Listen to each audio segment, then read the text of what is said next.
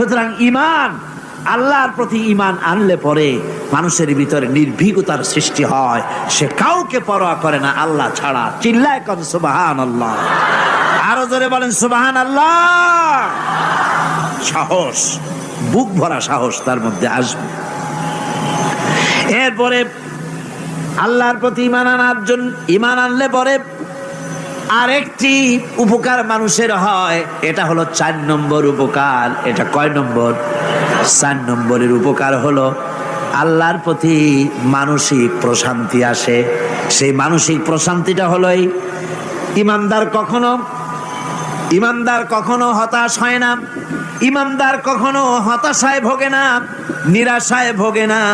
যেহেতু কোরআন শরীফের ভিতরে আল্লাহ পাক বলেছেন, আল্লাহর রহমত থেকে কেবল কাফেররা ছাড়া আর কেউ নিরাশ হয় না। আল্লাহর রহমত থেকে